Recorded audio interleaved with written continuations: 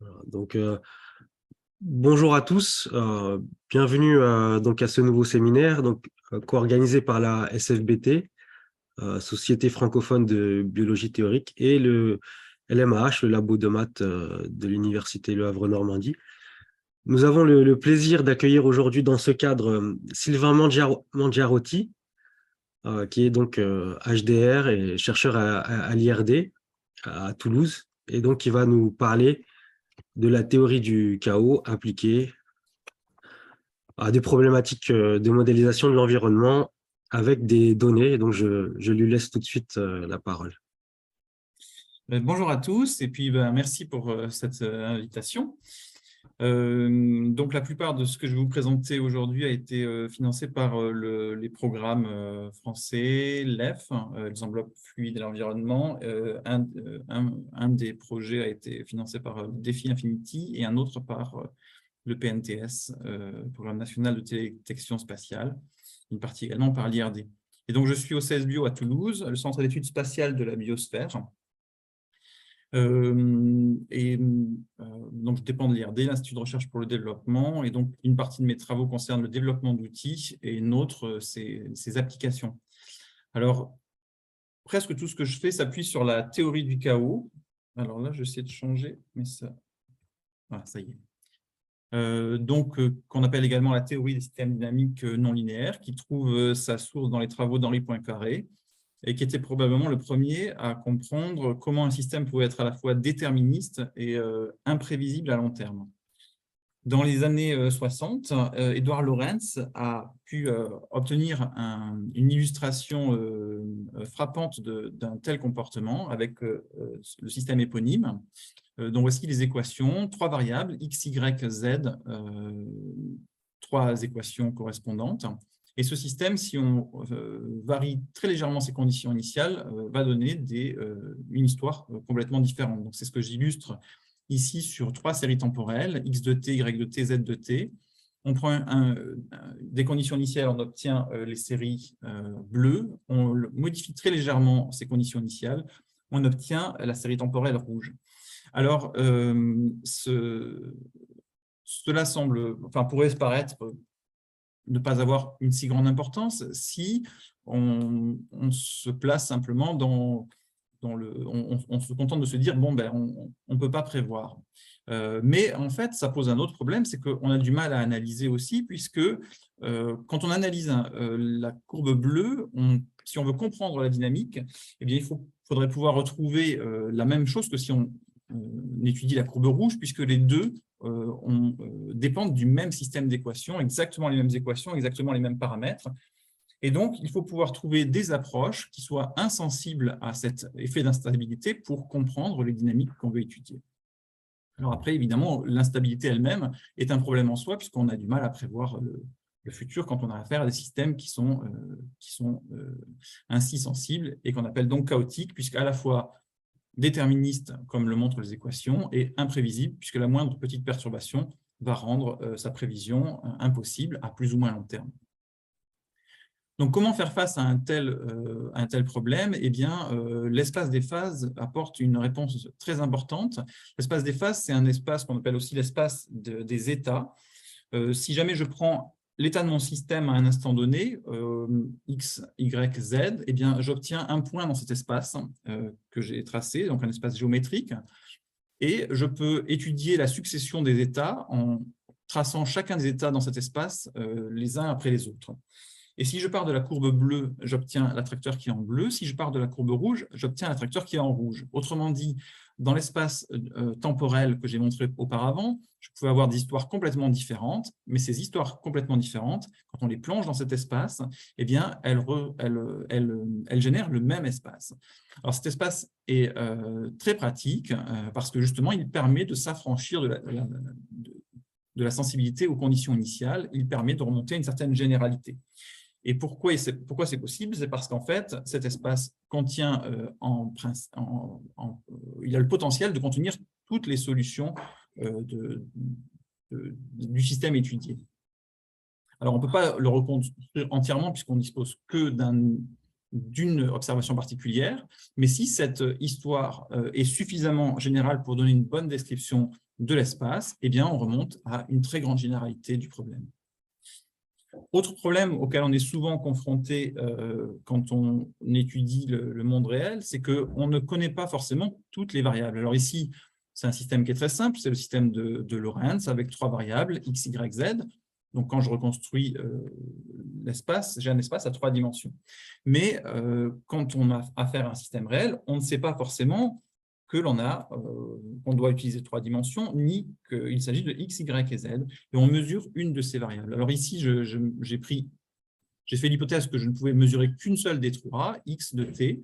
Eh bien, en utilisant x de t, je peux reconstruire des espaces qui sont équivalents à l'espace que j'aurais si j'avais toutes les variables, comme je le montre soit en utilisant la dérivation, x point de t, x de point de t, soit en utilisant un décalage temporel, x de t plus taux, x de t plus 2 taux. Et j'obtiens des espaces qui sont difféomorphes à l'espace original, c'est-à-dire qu'on peut passer de l'un à l'autre par une déformation continue, et ces espaces préservent les invariants non linéaires topologiques, donc ils ont la même topologie, les caractéristiques géométriques, donc ils ont la même structure fractale, et ils ont également les mêmes invariants dynamiques. Donc, si jamais on a une divergence des trajectoires, la divergence va être la même dans ces 3 espaces. Autrement dit, partant d'une seule variable, eh bien, je peux remonter à beaucoup plus que ce que j'en aurais imaginé au départ, puisque j'arrive à reconstruire la dynamique du système à partir d'une seule variable. Alors, une fois ce système obtenu, d'autres ont cherché à voir si on pouvait obtenir des systèmes encore plus simples, puisqu'en fait, c'était une première situation où on pouvait montrer de manière évidente qu'avec seulement un système de 3 dimensions, on pouvait avoir de l'imprévisibilité, alors qu'auparavant, on pensait qu'il fallait avoir beaucoup de dimensions pour avoir cela. Otto Rössler, quelques années après Lorentz, a obtenu un système plus simple encore, avec une seule non-linéarité, et avec un attracteur à la convergence qui est également plus simple, puisqu'il n'y a qu'un seul repli.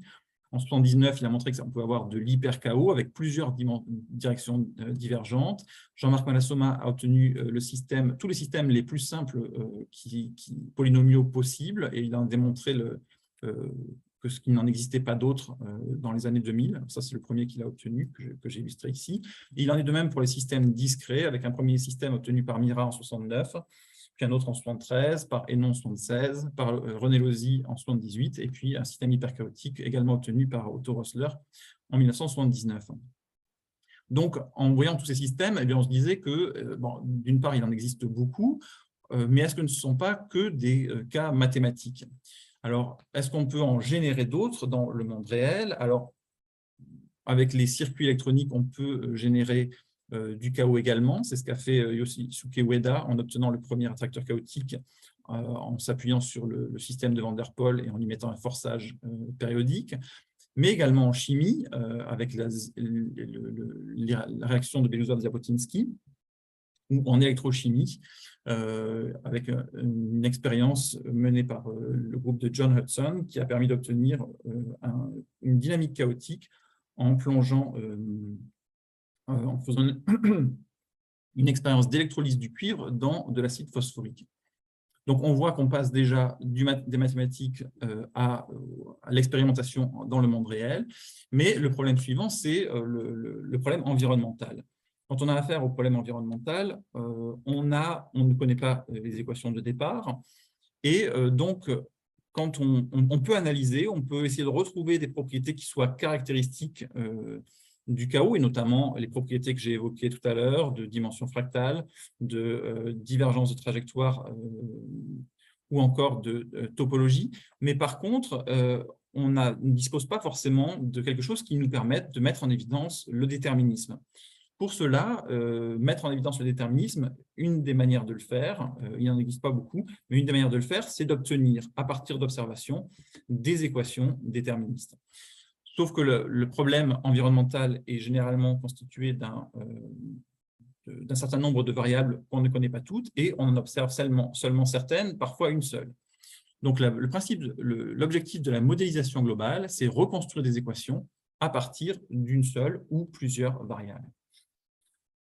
Donc, c'est ce qu'a proposé Gérard Westby en 1991, reformuler des équations, donc ici n variables, n équations, en n variables, mais une variable et ses dérivés et n équations. Autrement dit, on part d'une variable, on utilise ses dérivés pour reconstruire un système d'équations qui est équivalent au système original.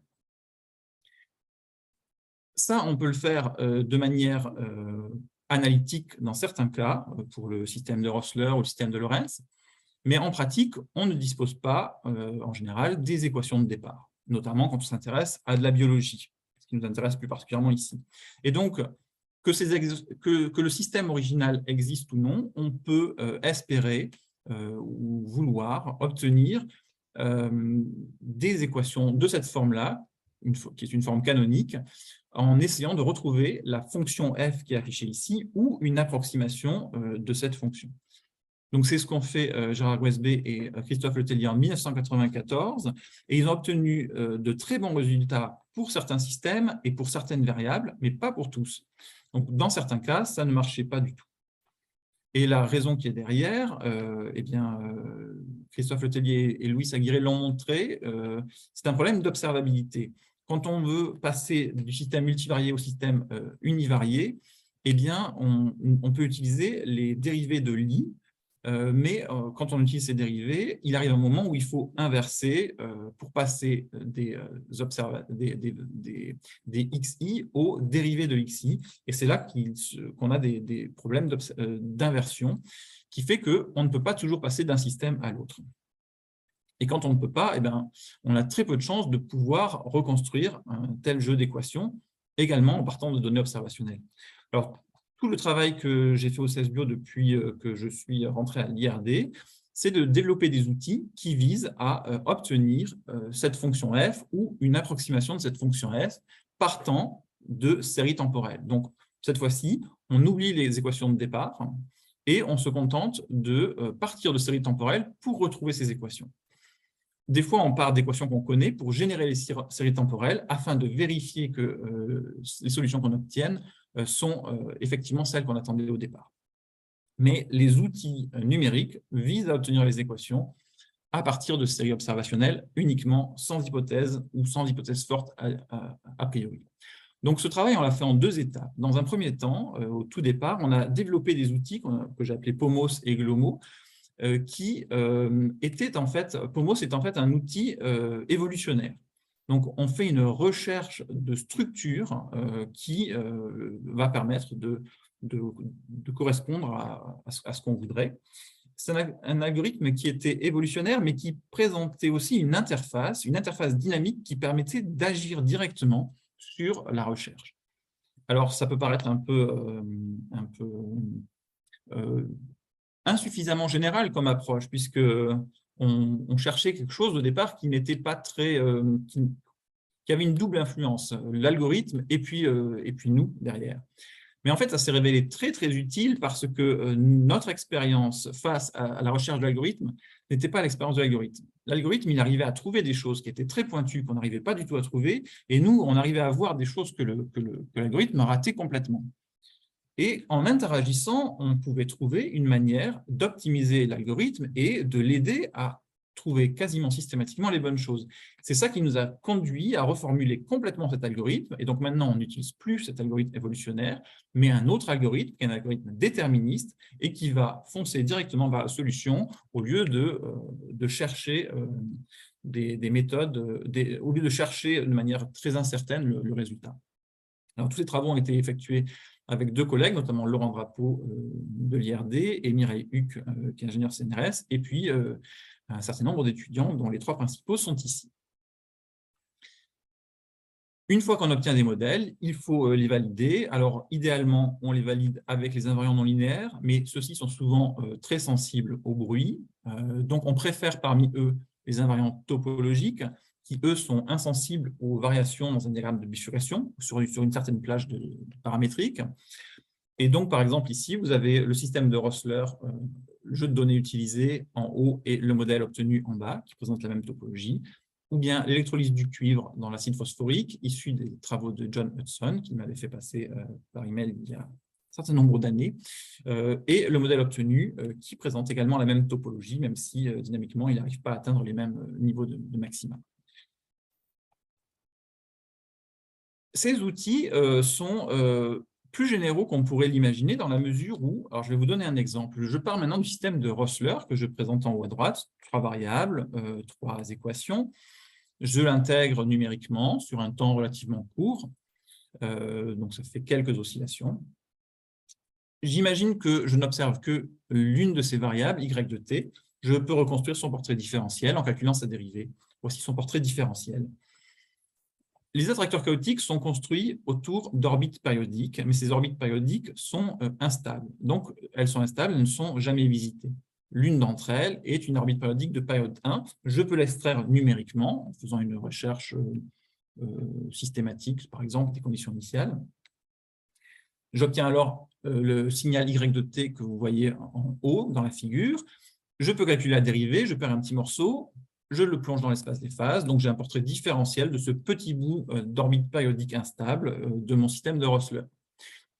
Imaginons que je ne dispose que de cet élément pour faire mes analyses, et bien avec GPOM, je peux reconstruire les équations comme elles dans une formulation canonique et qui conserve toute la généralité du système original. Alors, c'est assez surprenant. En même temps, on sait pourquoi. Il y a plusieurs raisons à ça. Bon, d'abord, première chose que je dois dire, c'est que ce n'est pas toujours le cas.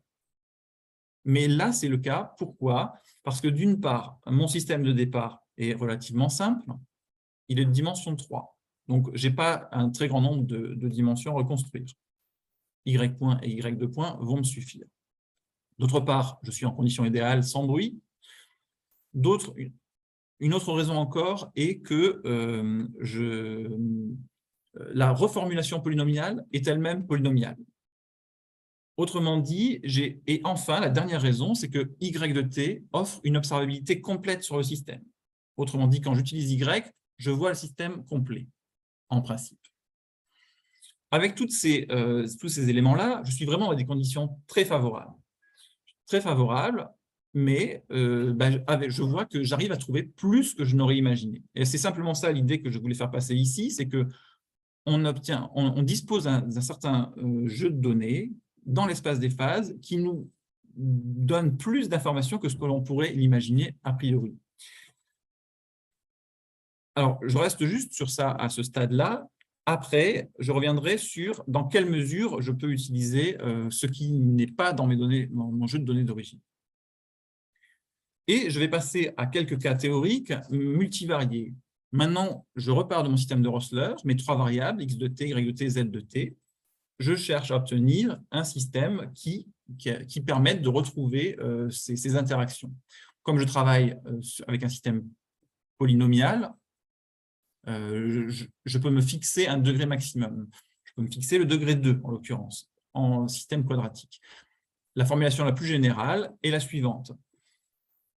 Je prends la première équation, les variations de x points vont être une fonction de x, y, z, et comme je me suis fixé un degré maximum quadratique, je vais avoir 10 termes pour ma première équation, avec la constante, les 3 termes linéaires, les 3 termes quadratiques et les 3 termes croisés. Il en sera de même pour y et pour z. Autrement dit, ce que je cherche, c'est la structure, la meilleure structure parmi toutes ces structures, et en l'occurrence, j'en ai 2 puissance 10 pour chaque équation, ce qui me fait 2 puissance 30 équations possibles. C'est l'objectif de GPOM, c'est retrouver les meilleures structures parmi toutes les structures possibles. Si je mets la structure complète au départ et que je fais une recherche de paramètres sans vouloir rechercher la structure optimale, qu'est-ce que je vais trouver? Je vais trouver quelque chose qui diverge. Parce que, pour des raisons numériques, automatiquement, je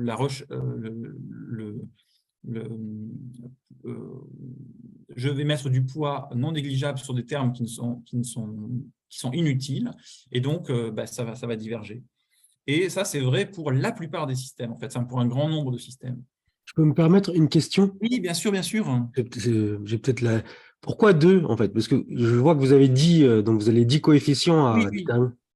Oui, oui, 2, c'est soit le terme est présent, soit le terme est absent. D'accord, ok. Mais après, il faut quand même quelle valeur de ça, c'est moins important, quoi. Quel est le La coefficient valeur, associé? ouais. Oui, oui, alors je n'ai pas prévu de détailler toute l'approche, mais en fait, ce que l'on fait, alors je peux le dire en quelques mots quand même, quand on fait une recherche, on cherche à savoir à la fois la structure et le paramétrage. Donc, il y a une double recherche. Et donc, donc par exemple, je prends la première équation, j'ai 10 termes possibles, je peux faire rechercher le paramétrage optimal de ma première équation avec tous ces termes. Je vais obtenir donc une valeur pour A0, pour A1 jusqu'à A9. Ça va me faire un modèle possible. Je peux enlever un de ces termes et faire la même chose. Je vais avoir un autre modèle possible. Je peux enlever 3 de ces termes, 10 de ces termes. 10, si j'en enlève 10, je n'ai plus grand-chose. Si j'en enlève 9, eh bien, il ne me reste plus qu'un terme. Et là aussi, je peux faire une estimation du paramètre. Voilà, donc, en fait, je vais associer à chacun de mes modèles possibles un paramétrage possible. Voilà, ça répond à la question? Oui, oui, oui, merci. Voilà. Donc, en utilisant GPOM, eh bien, je retrouve le modèle suivant, qui est le modèle qui correspond à la bonne structure. Autrement dit, j'ai bien moins y, moins z en haut, x, y en dessous, ma constante zx et z en bas, avec une erreur sur les coefficients qui va être inférieure à 5%. Le modèle que j'obtiens, si je pars des conditions initiales, va pas me donner exactement la même trajectoire que ce que j'avais au départ parce que mes coefficients ne sont pas exactement identiques, mais par contre, j'aurai exactement la bonne structure topologique, comme on peut le voir quand on compare ce qui est en vert et en rouge ici. Je retrouve bien ma trajectoire est bien une trajectoire particulière, mais par contre, elle est bien sur le bon attracteur. Donc, j'ai bien retrouvé ce que je voulais, les bonnes équations dans leur formulation. Si j'avais enlevé un terme dans n'importe quelle de ces équations, le modèle aurait été rejeté parce qu'il n'était pas chaotique. Si j'en avais ajouté un, eh bien, soit j'en avais trop, et donc j'aurais préféré celui-ci qui est plus optimal, soit ça aurait divergé, il était rejeté automatiquement. Imaginons que je n'ai que 2 variables, z et y. Alors, quand je calcule la corrélation entre z et y ici présent, c'est quelque chose qui est négatif et de l'ordre de 0,2. Donc, c'est très faible. Donc, on pourrait penser qu'il n'y a pas de lien. Or, comme les équations le montrent, on a des liens dynamiques très forts et déterministes. Et quand on fait l'analyse, donc il nous manque un terme. Si jamais on prend juste y et z dans notre analyse, il va nous dire bah, ça ne marche pas. Effectivement. Par contre, si j'utilise une variable supplémentaire que j'obtiens par dérivation, y point par exemple, mais j'aurais pu choisir z point, eh bien j'obtiens un système dynamique qui me permet de reconstruire le bon espace des phases, et donc que je vais valider, et qui me montre qu'il y a effectivement un couplage entre z et y. Donc on a pu faire ce genre de choses sur un grand nombre de systèmes que voici affichés pour la plupart. Le premier, c'est Nosé-Hoover, qui est intéressant parce que la corrélation est encore plus faible. On pourrait penser qu'il n'y a quasiment aucun lien entre X, Y et Z, et bien on le retrouve directement, ce système, très facilement. On le retrouve un certain nombre de systèmes assez facilement. Pour certains systèmes qui sont alors soit plus compliqués, soit qui ont des termes qui sont moins utiles, ça arrive aussi, hein, eh bien il nous manque un terme. Donc en fait, ce que retrouve l'approche, plutôt que le système original, c'est un système compact, c'est-à-dire le système le plus simple qui permet de reproduire le même type de topologie. On peut parfois aller plus loin, mais il faut affiner. Là, on applique la même méthode pour toutes ces recherches, de manière systématique. Pour d'autres systèmes, comme ceux d'en bas, Lorenz 84 et le Chord system, il nous manque beaucoup plus de termes. Mais en fait, avec les termes qu'on trouve, on retrouve grosso modo la topologie en général. Et en tout cas, il est rare qu'on ait des termes qui ne servent à rien. Donc, les termes qu'on trouve, et surtout les termes qui sont les plus importants, ceux-là, on est à peu près sûr qu'ils aient un sens, sous réserve de valider le modèle obtenu derrière. Alors, si on passe à des systèmes plus compliqués parce qu'ils sont cubiques, donc comme c'est le cas du système de Malassoma 2002 ici, ou bien parce qu'ils sont de plus grandes dimensions, ici 5 dimensions quadratiques, ou bien une combinaison des deux, 4 dimensions en degré 3, eh bien, si on cherche en degré 2, on ne trouve rien, on est obligé de passer en degré 3, et on a des quantités de modèles considérables à rechercher, donc on a 2 puissance 60, 2 puissance 105, 2 puissance 140 modèles possibles parmi les structures cubiques ou quadratiques, suivant les cas de départ. Mais ça marche très bien pour le système de Malassoma, ça marche très bien pour le système 5D sous réserve qu'on trouve seulement un système compact. Alors, les termes qu'on ne trouve pas en général sont des termes qui sont en synchronisation ou proches de la synchronisation avec d'autres termes. X1, X4, X5 sont assez proches. De ce fait, ils ne sont pas très utiles dans la dynamique. Peut-être qu'on pourrait les retrouver en affinant notre recherche, mais en tout cas, à ce stade-là, on ne les retrouve pas. Mais par contre, on retrouve bien un système qui nous montre que le X2, X3, dans notre système 5D, là, la première équation, eh bien celui-là, il est important, il est essentiel, et on le retrouve bien. De même, pour le système quadridimensionnel, mais cubique, il nous manque un terme en moins Y qui est assez proche, qui est assez corrélé avec le W, ce qui fait qu'il apparaît peu. Mais tout le reste, on le retrouve très bien. Quand on s'intéresse à des systèmes qui sont en ratio de polynômes, comme les deux systèmes duaux, alors là, en fait, on ne peut pas obtenir ces systèmes puisque nous, ce qu'on cherche, c'est des polynômes, à ce stade en tout cas. Hein. On a développé des approches plus récentes qui permettent de commencer à travailler sur des ratios de polynômes, mais c'est plus délicat. Mais nous, dans ce que je présente ici, on recherche des polynômes. Et bien, pour les deux systèmes duaux, on parvient à retrouver une approximation polynomiale de ces deux termes. Et on peut montrer que c'est effectivement une approximation polynomiale en utilisant des développements limités. Pour les deux systèmes qui sont en bas, par contre, on a des ratios de polynômes qui sont vraiment beaucoup plus complexes et on ne retrouve rien. Voilà, on ne retrouve rien du tout. Autant dire que quand c'est trop compliqué et qu'on ne retrouve rien, ça ne veut pas dire qu'il n'y a rien. Ça veut dire surtout que ça nous dépasse. Et ça montre également, ça c'est le côté positif, que quand on trouve des choses, c'est plutôt robuste. Voilà. Sous réserve toujours d'arriver à valider les modèles obtenus. Dernier exemple d'un cas théorique, mais un cas théorique qui est tiré d'un problème pratique des populations de cellules cancéreuses. C'est un travail effectué en collaboration avec un Indien gauche, mais aussi avec Christophe Letellier, qui m'avait sollicité en fait pour travailler sur les sorties de ce système, un système en ratio de polynômes avec également des temps retardés en X et Z. Eh bien, on montre que ce système-là, on peut l'approcher par un système polynomial. Et donc, finalement, la question de savoir si les termes retardés ont vraiment du sens, ce n'est pas évident. Voilà. Et là, la validation est très bonne ici. Hein. Vous avez les applications de premier retour à droite et à gauche, là, qui sont quasiment identiques. Bon, on a testé la sensibilité de l'approche sur différentes tailles de jeux de données, quand on modifie les conditions initiales, quand on crée des déphasages. Alors, pas des déphasages entre les variables, hein, on garde toujours le même phasage, mais on prend différents moments de différents systèmes. En créant du sous-échantillonnage. Alors, le sous-échantillonnage, très vite, a un effet très fort, donc on rééchantillonne à chaque fois. Donc, mais en rééchantillonnant, on arrive à très bien travailler.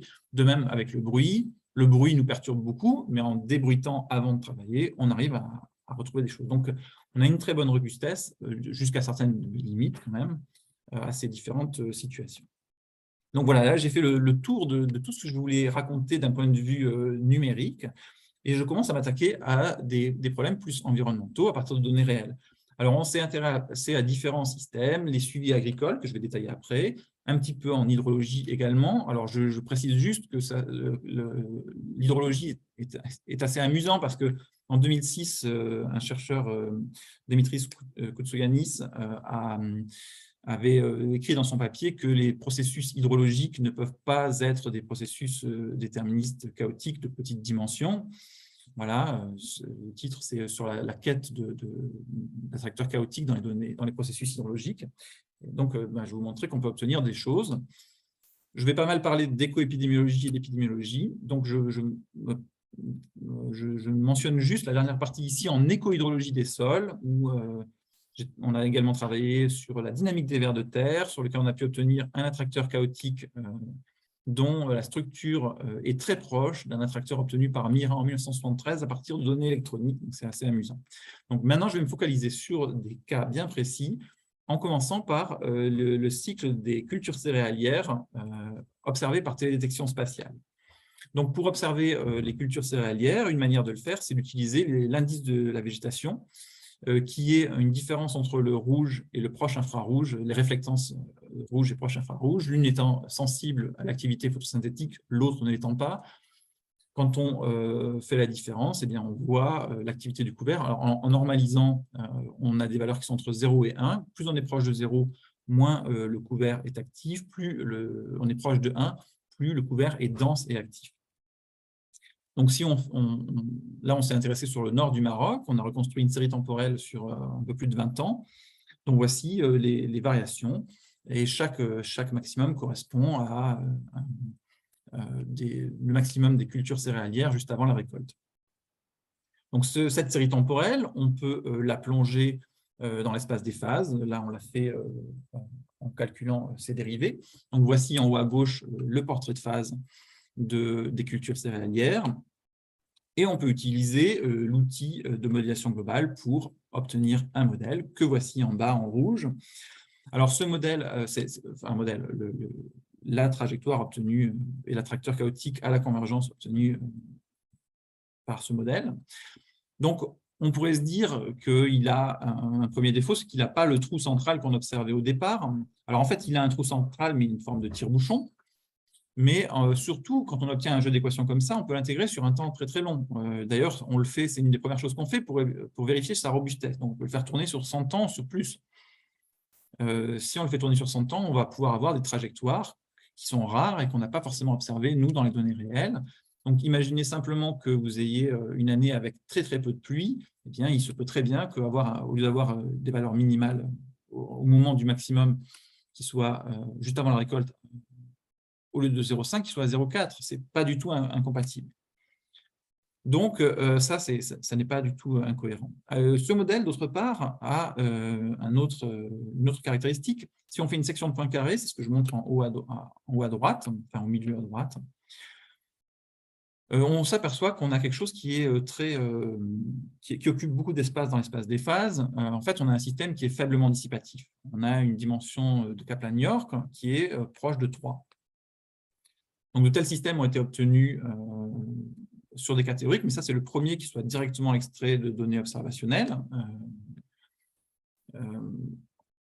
Et donc, le premier avait été obtenu par Lorentz en 1984, dont la dimension était proche de 2,54. C'est la dimension de l'attracteur, hein, ce n'est pas la dimension d'Edouard Lorentz. Donc, pour valider ce type de modèle, on peut... on pourrait idéalement utiliser les invariants non linéaires. Mais quand on veut comparer les invariants non linéaires des données réelles, bien souvent c'est très sensible au bruit, donc c'est très difficile à estimer. A priori, ce n'est pas la bonne solution. La topologie n'est pas évidente à estimer, puisqu'on sait bien faire la topologie en dimension 3. Dès qu'on passe en dimension 4, ça devient beaucoup plus délicat, et au-delà, c'est encore plus délicat. Donc, on s'appuie généralement sur les capacités prédictives. Et là, on montre qu'on a une prédictivité qui est de l'ordre de 50 jours, ce qui est pas mal. Ce n'est pas extraordinaire, mais c'est pas mal. Et donc, ça nous permet de valider le modèle, au moins de ce point de vue-là.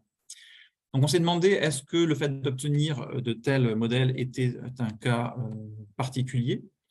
Est-ce que c'était un coup de chance, un effet numérique? Et donc, on l'a appliqué à d'autres zones du Sud, El Jadida, Safi, Kouriba, Khenifra. Et on a pu obtenir des attracteurs chaotiques faiblement dissipatifs dans plusieurs cas, dont au moins plusieurs sont donnés ici. Donc, El Jadida, par exemple, 2,11, ça peut paraître peu, mais c'est beaucoup plus que l'attracteur de Rossler ou de Lorentz, notamment. Alors, peut-on l'appliquer à d'autres contextes? Eh bien, on passe à l'hydrogéologie des systèmes karstiques. Donc, un système karstique, c'est un système hydrogéologique dont la géologie, la structure géologique est constituée de nombreux trous et en général, d'une matière qui est assez poreuse, ce qui fait que, et dont la structure interne est très mal connue parce que très inaccessible. Et donc, en fonction du niveau d'érosion à l'intérieur du karst, eh bien, on va avoir différents types de réponses en termes d'entrée-sortie d'eau. Mais en tout cas, cette dynamique est en général difficile à modéliser et à prévoir à long terme. Donc, ici, j'ai pris deux exemples, le karst du Doubs et le karst du Lèze. Et ici, vous avez les débits de la source du Doubs en haut et le débit de la source du Lèze en bas. Donc, on voit que les deux comportements sont très différents. Ce n'est pas forcément ici dû au karst, mais plutôt aux conditions météorologique, puisqu'on peut avoir beaucoup plus des événements pluvieux beaucoup plus récurrents dans l'est de la France qu'en contexte méditerranéen, où les impacts sont beaucoup plus rares, mais qui peuvent être beaucoup plus intenses aussi. Donc, ces deux séries temporelles, on peut les plonger dans l'espace des phases en calculant leur dérivée simplement. Donc, si je prends l'exemple de droite, celui du LES, on s'aperçoit que bon, ça a l'air assez compliqué, donc on pourrait penser c'est stochastique, mais enfin, on voit aussi qu'il y a des structures qui sont assez récurrentes, et notamment, quand on regarde, alors ici, c'est le débit en abscisse et la dérivée du débit en ordonnée. Donc, quand vous êtes en dessus de 0 en ordonnée, vous avez un débit qui croît. Quand vous êtes en haut, vous allez de gauche à droite. Quand vous êtes en bas, vous allez de droite à gauche. Autrement dit, vous avez des circuits. Quand le débit décroît, eh bien, vous pouvez voir qu'entre 0 et 5000, cette décroissance est lente et de plus en plus lente. Au contraire, quand vous avez des croissances, vous voyez que ça peut croître très rapidement, beaucoup plus rapidement. Par contre, quand vous avez des croissances qui sont extrêmement grandes, et je viens vers le maximum, alors dans ce cas particulier, vous pouvez avoir une décroissance rapide jusqu'à ce que vous atteigniez un certain niveau, qui va être aux alentours de 8000 litres par seconde. Et ensuite, ça va de nouveau décroître lentement et de plus en plus lentement. Autrement dit, il y a peut-être quelque chose de grande dimension derrière, mais il y a aussi visible quelque chose qui semble être de petite dimension, et c'est à ça qu'on va s'intéresser si on cherche à faire de la modélisation globale. Et voilà l'attracteur chaotique qu'on a pu obtenir pour le débit de la source du LES, et voici celui obtenu pour le débit de la source du Doubs. Alors, je m'attarde un petit peu sur celui-là, parce que j'ai également tracé en gris les données.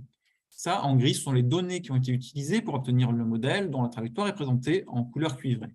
Alors, on s'aperçoit que là, comme ce que j'avais montré pour Rossluer tout à l'heure, eh bien, on a des valeurs qui peuvent être plus importantes avec le modèle qu'avec les données, que ce soit en termes d'accélération, en termes de vitesse ou en termes de débit, donc suivant toutes les directions. Elles peuvent être plus grandes, elles peuvent aussi être plus petites, comme on le voit, alors très légèrement. Ici, maintenant, on voit que le minimum, il est dans le modèle et non pas dans les données. Mais c'est très, très proche. Est-ce que c'est embêtant? Eh bien, pas forcément, pour les raisons que je disais tout à l'heure, c'est que nous, notre modèle, quand on l'intègre, on peut l'intégrer sur 200 ans, on peut l'intégrer sur plus même. Alors, on ne le teste pas sur 10 000 ans parce qu'on n'a pas les temps de calcul, mais sur 200 ans, 300 ans, je pense l'avoir vérifié, et puis je pense qu'il pourrait durer encore beaucoup plus longtemps. Et donc, on n'est pas forcément surpris, et on constate également que, eh bien, de manière générale, on a une assez bonne correspondance entre ces deux trajectoires dans l'espace des phases. Pour le valider, qu'est-ce qu'on peut utiliser? Des prévisions, et étudier l'erreur de prévision au cours du temps. Donc, c'est ce que je vous présente ici, sous la forme d'un diagramme. Alors, je prends le diagramme du haut. Ce sont les erreurs de prévision pour la source du Doubs de 1980 jusqu'à 2005. Quand on se place très proche de l'axe des abscisses, vous voyez, c'est tout bleu. Tout bleu, pourquoi? Parce que les erreurs sont très faibles. Quand on prévoit à une échéance de temps très courte, à 1 heure, 2 heures, eh bien, on ne fait pas beaucoup d'erreurs parce que les variations sont relativement lentes. Par contre, si je me place en haut du diagramme, je suis à 2, c'est-à-dire 2 jours, là, je peux avoir des erreurs qui sont beaucoup plus fortes, qui peuvent atteindre, alors là, je suis au-delà de 4800 litres par seconde. C'est très important. Donc, je peux bien prévoir jusqu'à 12 heures, peut-être jusqu'à 24 heures. Au-delà, c'est beaucoup moins sûr. Alors, vous pouvez voir, en dessus de 1985, il y a une petite flèche noire. Cette petite flèche noire, elle correspond à la zone qui a été utilisée pour obtenir le modèle. Autrement dit, j'obtiens mes erreurs dans cette zone-là, elles sont du même ordre de grandeur que celles que j'obtiens partout ailleurs. Donc, mon modèle semble assez bon pour être utilisé à différents moments, pour être propagé dans d'autres époques, dans d'autres années, d'une année sur l'autre, par exemple. Dans certaines zones, je vois que je peux prévoir très loin, au-delà de 2 jours. J'ai du bleu qui va de bas en haut. Alors, ça peut paraître surprenant, on le voit très bien dans le cas du LES aussi, hein, on a des fois des zones donc là, on est au-delà de 4 jours et on est toujours dans le bleu. Bon, en fait, la raison est très simple, c'est que c'est quand il ne se passe rien. Quand il ne se passe rien, on est très fort pour le prévoir. Mais par contre, quand il se passe quelque chose, eh bien, ce qu'on voit, c'est que eh bien, nos prévisions, elles sont à peu près du même ordre de qualité que ce qu'on aurait sur la zone utilisée pour obtenir le modèle. Et donc, de ce point de vue-là, on est relativement satisfait, même si, évidemment, on aimerait pouvoir faire mieux encore. En tout cas, ça montre la généralité du modèle obtenu dans les limites de ce qu'on est capable d'observer. Alors, j'ai donné les exemples en agronomie, un petit peu, en hydrologie. Je vais passer maintenant à l'épidémiologie et à l'éco-épidémiologie. Premier exemple, eh bien, c'est la peste de Bombay. La peste de Bombay est apparue à Bombay en août 1896. À cette époque-là, on ne connaît le bacille de la peste que depuis 2 ans. Il a été découvert par Alexandre Yersin. Et on sait vaguement depuis très très longtemps, depuis le Moyen-Âge, qu'il y a possiblement un lien avec les rats. Mais ce lien n'est pas du tout clair. En mars 1897, un comité est mis en place pour essayer d'endiguer la peste, mais ça ne fonctionne pas et on voit que la peste devient endémique et se propage sur d'une année sur l'autre, de manière relativement imprévisible. Je ne sais pas si elle est imprévisible ou pas, mais en tout cas, on sait qu'elle revient l'année suivante. En 1897, Ogata met en évidence un lien possible avec la puce, en arrivant à trouver des bacilles de Yersinia pestis à l'intérieur de la trompe d'une puce. Et Pierre-Louis Simon, l'année suivante, va plus loin en montrant aussi qu'il peut y avoir un lien entre rat, puce, bacille et l'homme. Donc, autant dire qu'on est vraiment dans les balbutiements parce que tous ces travaux ne sont pas forcément acceptés par toute la communauté scientifique. Et donc ça évoque des choses actuellement. Donc, beaucoup de choses qu'on observe avec le Covid, on le retrouve quand on regarde des années passées. Quand on fait les analyses de cette série temporelle en utilisant les approches de modélisation globale que j'ai mentionnées tout à l'heure, donc en partant d'une seule série temporelle, on s'aperçoit qu'on a besoin de différencier 3 périodes. La période A, qui est celle du début de l'épidémie, sans intervention de comité de la peste, la période B, avec le premier comité, et la période C, avec le second comité, qui est mis en place en 1905, voyant que le premier comité n'arrivait pas à trouver de solution. Ce second comité est particulièrement efficace non seulement dans son action, mais aussi dans ses travaux de recherche pour essayer de comprendre comment fonctionne cette épidémie. Il s'appuie notamment sur les travaux scientifiques que j'ai mentionnés précédemment et il collecte beaucoup de données sur le terrain, mais aussi en faisant des expérimentations sur des cobayes, sur différents types d'animaux et en collectant tous les animaux qu'ils ont pu trouver dans la ville de Bombay également. Et ils font un suivi de la peste chez les rats et ils collectent environ 100 000 rats sur les 5 dernières années, 100 000 rats chaque année au cours des 5 dernières années. Donc, quand on prend cette série temporelle complète, voici le portrait de phase que l'on obtient en utilisant la modélisation globale sur une zone bien particulière. On a pu obtenir le modèle qui est au centre, là, en rouge, et en modifiant légèrement son paramétrage, on s'aperçoit que ce système est chaotique. Donc, de petites perturbations vont rendre ces dynamiques imprévisibles. Voici, sur les différentes périodes A, B, C, on a pu obtenir des modèles pour la période B, pour la période C, des fois avec une petite superposition, mais aucun avec la période A, et puis aucun qui englobe l'ensemble. Probablement parce que, en fait, on a une dynamique qui est non stationnaire. L'action des différents comités d'hygiène a été suffisamment influente pour modifier la dynamique éco-épidémiologique.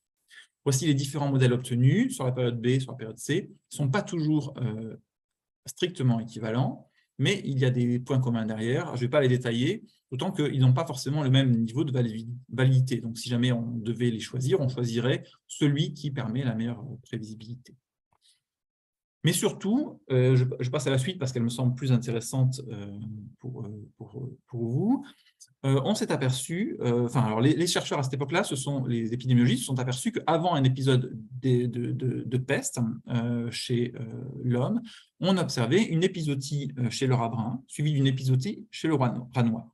Donc ça, c'est un diagramme qui a été relevé à l'époque, en 1906-1907.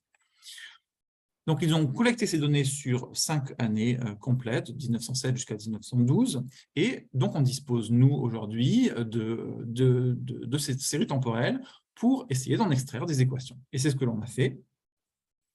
Donc, partant de ces séries temporelles, eh bien, voici 5 des modèles qui ont pu être obtenus. Un premier modèle qui présentait une dynamique périodique de période 1, un modèle chaotique et 3 modèles périodiques de période 4. Vous avez les modèles sont en vert, les données sont en noir.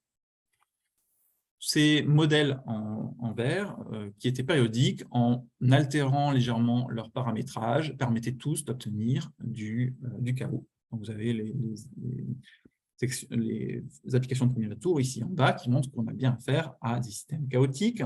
Et surtout, ces 5 systèmes sont tous basés sur la même structure algébrique. Alors ça, c'était pour les valider en termes de prévisibilité. Sur la même structure algébrique que je détaille ici, donc 3 équations puisqu'on a 3 variables, et pour obtenir tous ces modèles, il suffit d'ajouter, soit c'est le modèle de départ, soit on ajoute un terme à chacun ou plusieurs termes à chacun d'entre eux, et on obtient les autres modèles. Autrement dit, nous sommes appuyés sur la base commune à tous ces modèles pour essayer d'analyser la dynamique. Qu'est-ce qu'on peut faire avec un tel système? Alors, au départ, j'en rêvais sans y croire, je me suis dit, mais si ça se trouve, on peut interpréter ces termes. Alors, pour ce faire, on peut déjà se rappeler que X, Y et Z sont des populations, sont donc des termes, des réels positifs ou nuls, et donc on doit pouvoir s'appuyer sur les signes de chacun des termes, les AI, BI, CI, pour essayer de savoir si ils vont avoir une influence croissante ou décroissante sur chacune des populations X, Y ou Z. Où X, c'est les populations humaines de décès, Y de rat noir et Z Y de rat brun infecté et Z rat noir infecté. Quand on interprète de telles équations, c'est une interprétation qui est plutôt une inférence dans la mesure où on ne dispose que d'équations ici. Donc on est bien obligé de s'appuyer sur d'autres éléments et notamment sur le fait que, il nous manque les populations de puces, les populations en termes de quantité de bacilles de la peste, par exemple. Donc c'est de l'inférence, on s'appuie sur d'autres éléments en parallèle. Mais on peut faire des choses et donc je vais vous donner quelques exemples ici, notamment certains termes. Si je prends ce terme ici, B1, il est positif. Donc, il montre que si on a un seul rat brun infecté, eh bien, B1Y carré va être positif, et donc Y point va être positif. Autrement dit, un rat brun infecté va propager la peste parmi les rats bruns. C'est le premier élément. Deuxième élément, je prends B2 ici, il est légèrement plus difficile à interpréter puisqu'on a X et Y, les populations, le nombre de décès et le nombre de cas de peste,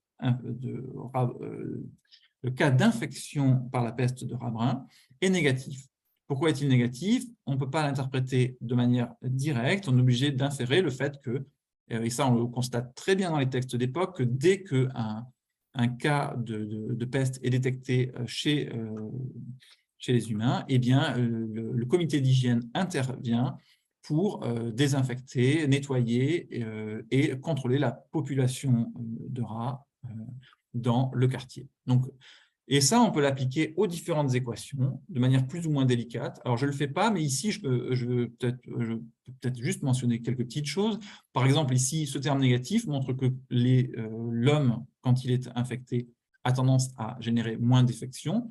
Probablement, d'une part, pour une raison très commune, qui est que quand quelqu'un est malade, on s'en approche moins. D'autre part, parce que le comité intervient, et donc on va également avoir son intervention de nettoyage, etc., qui va diminuer les risques. On peut constater également qu'il n'est pas positif. Donc, on pourrait dire qu'on n'a pas atteint le stade de l'épidémie de peste pneumologique où les humains peuvent se faire passer la peste entre eux par les gouttelettes, par le contact. Alors, attention à cette interprétation-là, puisque quand on a un terme positif, il pourrait être inclus dans ce terme négatif, mais en une valeur petite. Donc, la seule chose qu'on peut dire, c'est que si il y a eu des cas de contamination de peste pneumonique, eh bien, en tout cas, elles n'ont pas dépassé le stade épidémiologique qui ferait que ça deviendrait un terme dominant. Voilà. Et le terme négatif l'a emporté. Voilà. Et on peut continuer comme ça pour les différentes équations. Parfois, on est obligé de rassembler les termes entre eux pour mieux comprendre. Ici, on a des termes qui étaient similaires à ce que j'avais dit tout à l'heure, mais on peut aussi mettre en évidence des effets de seuil, comme c'est le cas ici, en factorisant x. Alors là, ça devient beaucoup plus compliqué à interpréter, mais dans le papier qu'on a fait en 2015, on a pu proposer une interprétation qui explique. Et donc, si je synthétise, ce que montre ce modèle, c'est que les rats bruns peuvent propager la peste entre eux, ils peuvent la communiquer aux rats noirs, qui peuvent la propager entre eux, qui peuvent la communiquer à l'homme, et l'homme va avoir un effet de rétroaction négative pour endiguer l'épidémie envers lui-même, mais également en termes envers les rats bruns. Deuxième application, je vais être plus succinct sur l'application à la maladie à virus Ebola. Donc là, on s'est intéressé aux données de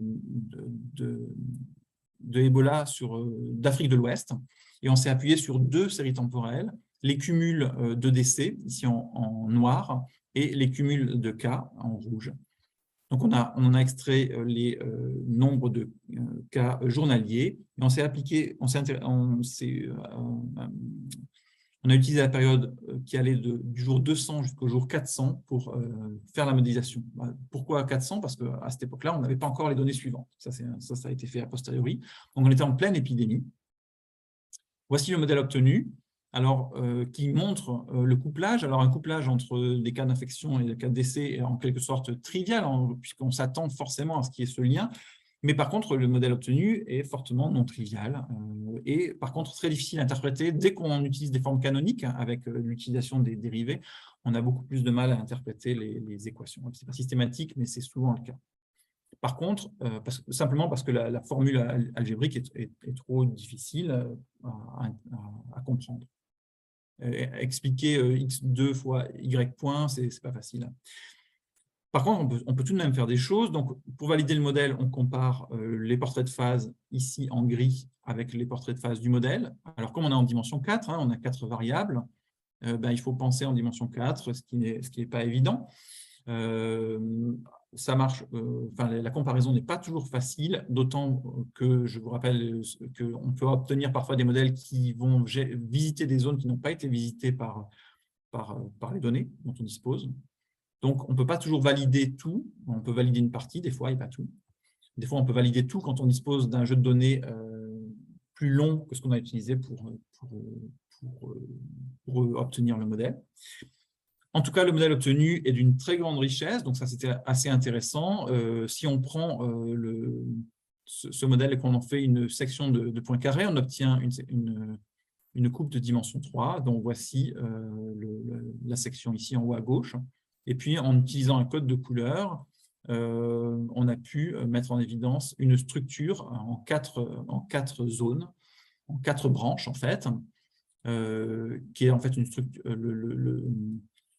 L'attracteur a une structure toroïdale et que l'on peut représenter suivant ces 4 branches. Alors, l'intérêt de faire ça, c'est plutôt comment dire, c'est en cours, en quelque sorte, c'est que on ne peut pas espérer faire des prévisions à long terme, on n'arrivait pas à prévoir au-delà de 10 jours. Donc, par contre, on pouvait espérer suivre les différentes branches et savoir si on va vers tel ou tel type de comportement et suivre l'évolution du comportement en cours pour savoir si on va vers un comportement plus à risque ou moins à risque.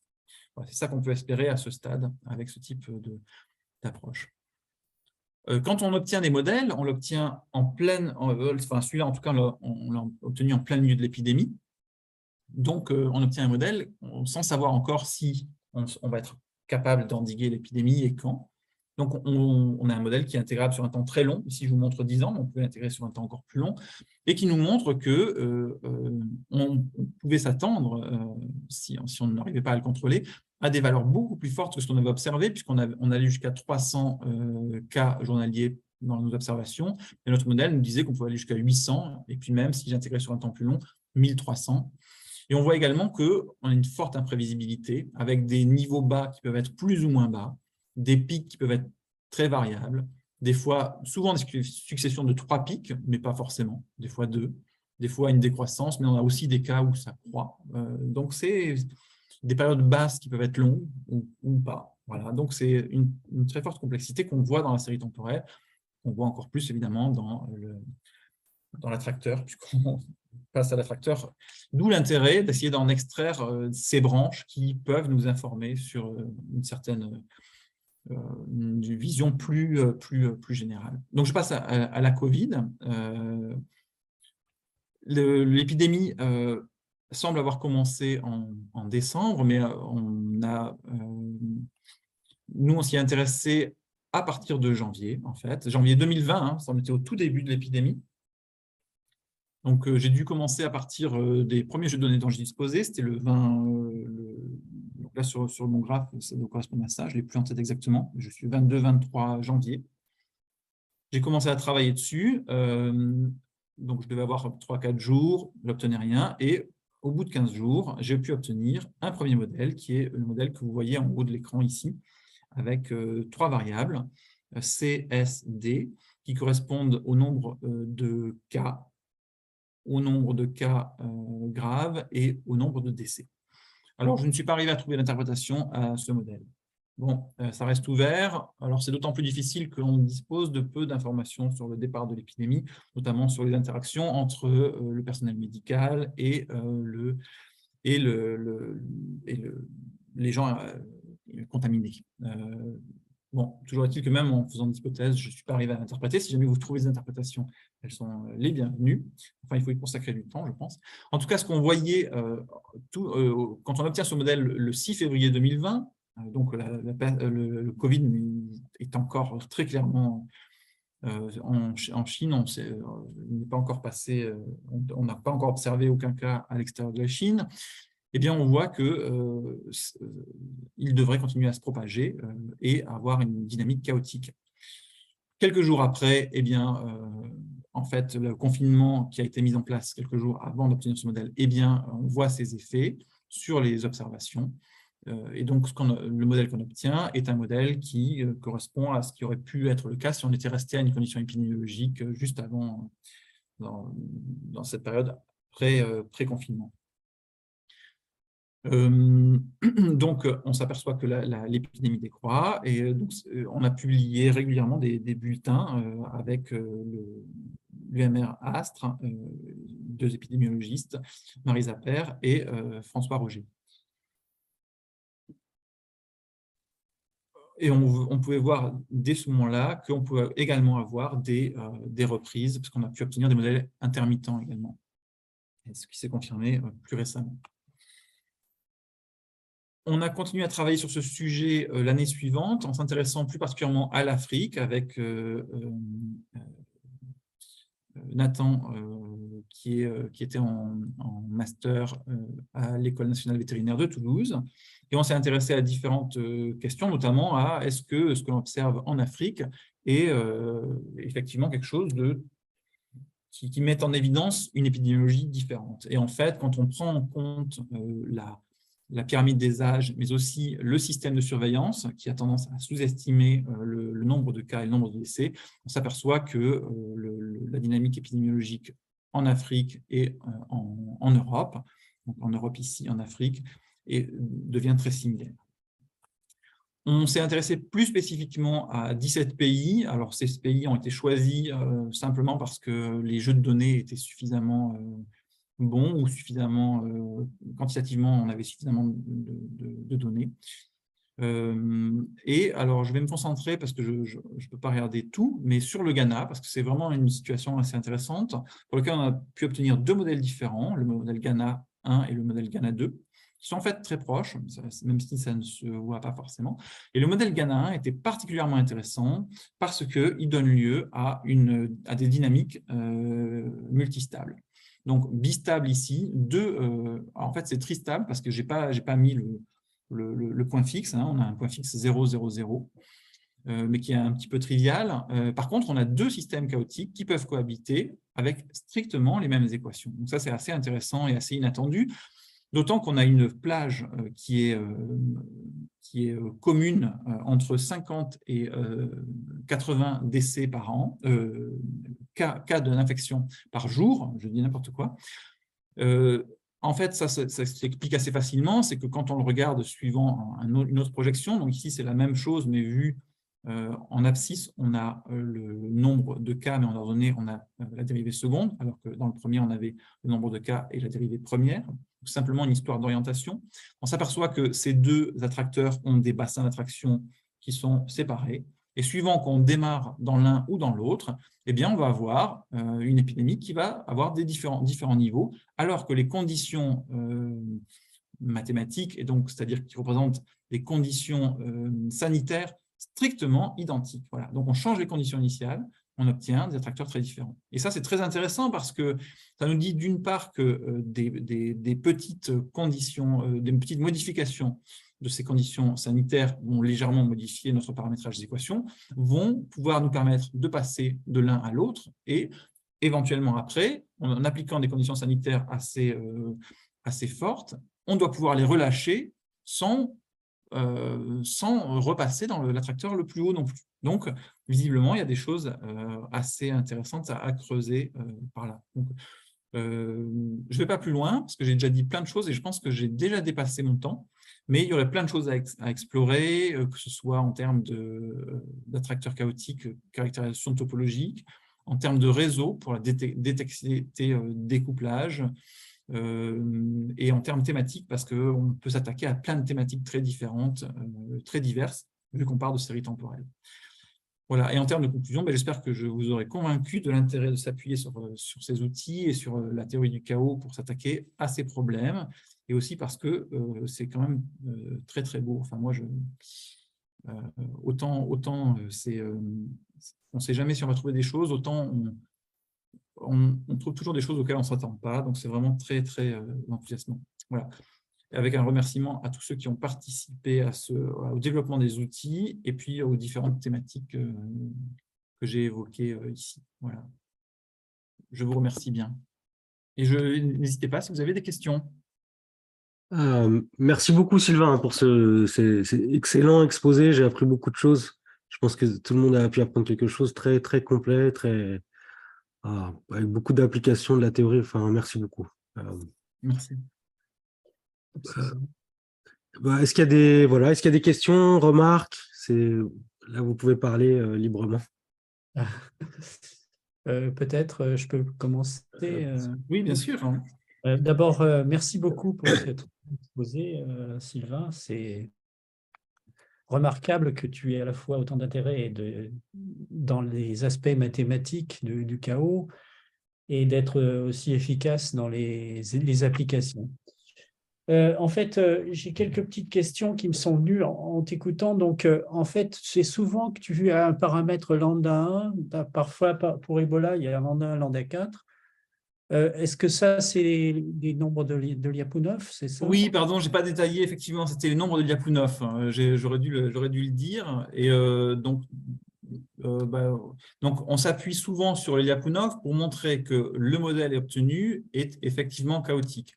Par contre, on ne cherche pas à le vérifier dans les données de départ, parce que souvent, les approches numériques qu'on pourrait utiliser en principe pour le détecter aussi dans les données sont souvent très sensibles au bruit. Et donc, on est à peu près sûr de trouver que c'est chaotique, alors que finalement, on n'est pas sûr que ce soit robuste du tout.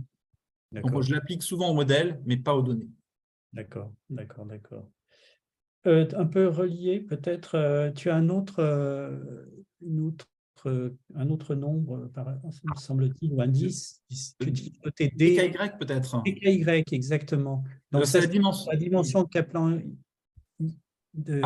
Absolument, dimension de Kaplan-York, que je déduis directement des exposants de Lyapunov. D'accord. Et qu'est-ce que ça apporte comme connaissance? Est-ce que Alors, c'est la dimension de l'attracteur? Donc, ça oui, permet de montrer qu'il est fractal, des choses comme ça. absolument. Absolument. Donc, oui, j'aurais dû le dire en fait. Donc, pour mettre en évidence le fait d'avoir du chaos, la modélisation globale est vraiment intéressante parce qu'elle permet de concentrer tous les éléments qu'on voudrait en un seul élément. On part de séries temporelles, on obtient des équations. Les équations sont déterministes. Donc, on a une preuve de déterminisme sous-jacent, sous réserve toujours d'arriver à valider le modèle. Preuve de déterminisme. Ensuite, on peut en extraire de manière robuste, parce que là, on s'appuie sur le modèle et non plus sur les données. On peut caractériser le modèle en termes de dynamique en extrayant les exposants de Lyapunov et le spectre des exposants de Lyapunov, la dimension géométrique, alors que moi, je préfère estimer directement des exposants de Lyapunov, Oui. mais qu'on pourrait aussi estimer autrement, et la topologie en caractérisant les différents... alors là, je ne l'ai pas fait parce que je ne pouvais pas parler de tout, mais on pourrait caractériser la structure de l'attracteur, mais aussi son organisation interne. Alors, je l'ai montré un peu pour Ebola, mais son organisation interne, on pourrait le faire, si jamais en dimension 3, en fonction des nœuds et des tresses qui le constituent,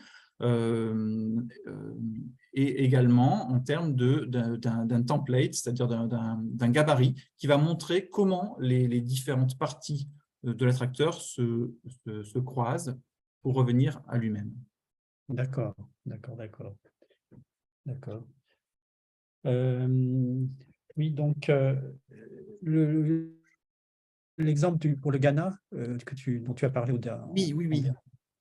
semble très intéressant, effectivement, avec ces possibilités d'avoir de la multistabilité. Et je trouve aussi intéressant que des situations où il y a des bassins d'attraction qui semblent emmerificoter les uns avec les autres et qui conduisent à des attracteurs ponctuels différents. Est-ce que tu t'es intéressé à des situations, des mécanismes où on pouvait basculer d'une certaine façon d'un bassin d'attraction à un autre? Alors, en l'occurrence, ici, alors je n'ai pas détaillé, le modèle que j'avais au départ, il incluait les deux, en fait. D'accord. Et donc, pour obtenir ces deux-là, parce qu'en fait, je voyais dans cet attracteur qui incluait les deux bassins en un seul, je voyais qu'il y avait des zones qui tournaient plus dans une zone, d'autres plus dans l'autre. Et donc, j'ai cherché à le trouver. J'ai légèrement modifié mon paramétrage D'accord. et je me suis aperçu que je n'étais plus que sur l'un d'entre eux. D'accord. Et en voyant que je n'étais plus que sur l'un d'entre eux, j'ai essayé de voir si, en modifiant mes conditions initiales, je pouvais aussi générer d'autres attracteurs dans la partie inférieure. Et c'est comme ça que j'ai obtenu ces deux parties-là. D'accord. D'accord. Bon, c'est très intéressant. Merci beaucoup pour Merci pour les questions. ton très bel exposé. Merci. Est-ce qu'on a d'autres questions? Moi, j'aurais une petite question aussi. Bon, mais merci beaucoup pour ce très bel exposé, c'était vraiment extrêmement intéressant. Je me demandais, parce que là, vous l'avez appliqué à des systèmes à temps continu tout le temps. Est-ce qu'on pourrait envisager le même type d'algorithme pour des systèmes à temps discret, qui ne vont pas avoir tout à fait les mêmes caractéristiques, en fait, au niveau des attracteurs chaotiques? Alors, j'ai jamais tellement travaillé sur des cas discrets, mais oui, c'est tout à fait envisageable. Par contre, dès qu'on s'intéresse à des données environnementales, eh ben, c'est beaucoup plus délicat parce que… Alors, ça dépend de ce qu'on entend par discret. En l'occurrence, dans les données que j'utilise, souvent, je suis sous-échantillonné. Parce que quand on regarde les rats, ben, on peut pas les estimer tous les jours. Parce que quand on fait un suivi donc je rééchantillonne et donc je suréchantillonne à partir du sous-échantillonnage. Ça, c'est quelque chose que je fais souvent. C'est la première chose qui répond sur la partie peut-être signal. Après, on pourrait très bien imaginer qu'on observerait quelque chose à chaque… qu'on observerait une section de points carrés, vraiment, au départ.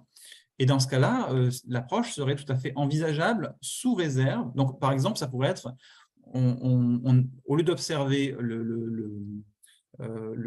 l'indice de végétation de manière continue, on observerait l'indice de végétation une fois par an. Ça nous ferait une section de points carrés, ce serait le maximum. Bon, si on fait ça, on est à peu près sûr de rien trouver parce que entre une année et la suivante, il se passe tellement de choses, tellement de perturbations que là, on ne trouvera rien. Oui, oui, d'accord. Ça pourrait être une périodicité plus… enfin, pas tous les ans, quoi. Ça pourrait être, en fonction du type de données qu'on analyse, ça peut être plus réduit comme intervalle de temps ou au contraire plus long. Mais non, je pensais plutôt à des modèles qui étaient intrinsèquement discrets, en fait. Donc, peut-être pas des modèles environnementaux, mais des modèles… Parce que la section de points carrés, elle va toujours être issue d'un modèle à temps continu. Et donc, elle va reproduire quelque part des caractéristiques dynamiques d'un modèle à temps continu. Alors que quand on est dans un modèle à temps discret, intrinsèque, je pense qu'il y a des propriétés qui sont un petit peu différentes. En particulier, le chaos, on va l'observer sur des dimensions plus petites. Donc, c'est bon, voilà, je me demandais juste. Ok, merci beaucoup. Avec plaisir. D'autres questions? Moi, j'ai une petite question un peu naïve là qui me vient comme ça. C'est-à-dire, donc, par exemple, on prend l'épidémiologie, par exemple, le Covid. Donc, souvent, on sait que l'hiver, on va avoir, tout le monde prévoit, enfin, les spécialistes prévoient un pic sur ça. Donc, je dirais quand même, il y a une certaine périodicité qui est attendue. Bien sûr qu'on ne va pas prévoir exactement, il y a des incertitudes, etc. Et donc, la question qui me vient, enfin, c'est formidable, hein, votre méthode pour comment vous avez trouvé la structure, etc. Vous voyez, par rapport au chaos, il y a quand même des choses qui sont prévisibles malgré tout. Comment est-ce que dans vos modèles, vous arrivez à cette dualité je sais pas. Alors, quand on dit qu'il y a du chaos, ça ne veut pas du tout dire qu'il n'y a pas une synchronisation de phase, par exemple. Donc, quand on regarde, par exemple, le système de Rossler, on a, dans le chaos le plus simple, c'est un chaos qui est en synchronisation de phase, c'est-à-dire que si jamais je prends deux conditions initiales différentes, je fais un tour complet, eh bien, elles restent à peu près en synchronisation. Par contre, il se peut très bien qu'il y en ait eu un qui ait un pic très haut et un autre un pic très bas. Voilà. Donc, ça répond en partie à cette question-là. Et donc, on n'est pas surpris d'avoir… le fait d'avoir une annualité dans les données n'est pas du tout incompatible avec le fait d'avoir du chaos. Mais comment… peut-être il manque… Comment vous arrivez à contrôler en fait cette chose-là? Vous avez un exponent de Lyapunov, donc instabilité. La question du contrôle de cette périodicité dans les modèles chaotiques. Alors je sais, on peut entendre différentes choses dans la notion de contrôle. Est-ce qu'il s'agit de contrôler notre modèle ou de contrôler l'épidémie? Contrôler l'épidémie, en fait, les méthodes dont on dispose, elles sont soit pharmaceutiques, soit non pharmaceutiques. Et on les connaît à peu près, en quelque sorte. Enfin, peut-être on a monté de nouvelles, mais celles qui sont pharmaceutiques, elles consistent soit à vacciner, soit à trouver une manière de guérir les gens. Celles qui sont non pharmaceutiques, elles visent essentiellement à éviter les contacts, que ce soit par l'information ou par les interdictions. Donc ça, c'est vraiment des méthodes qu'on pratique en quelque sorte. Par contre, pour ce qui est du contrôle d'un point de vue plus mathématique, c'est-à-dire est-ce qu'on veut contrôler notre trajectoire sans savoir si on est capable de le faire en pratique avec les méthodes précédemment, c'est un autre problème. Alors, c'est un problème sur lequel je travaille actuellement avec Christophe Letellier, et on s'intéresse à ça parce que, alors, avec Jean-Pierre Barbeau, il a développé des approches qui montrent comment contrôler un système, donc on connaît les équations. Sur quelle variable dois-je agir, quelle variable au singulier ou au pluriel dois-je agir pour contrôler au mieux ma trajectoire? Ça, c'est une question pratique quand on connaît les équations. Et donc, ce qu'on fait actuellement ensemble, c'est de se dire, maintenant, passons à un système dans lequel on ne connaît pas les équations, on utilise la modélisation globale pour retrouver des équations, et on utilise ces équations ensuite avec leur approche pour essayer de savoir quelle variable il faut contrôler pour optimiser la trajectoire. Merci beaucoup Sylvain. Avec plaisir. D'autres questions? Bon, je vais arrêter l'enregistrement et là, tout de suite, et puis voilà.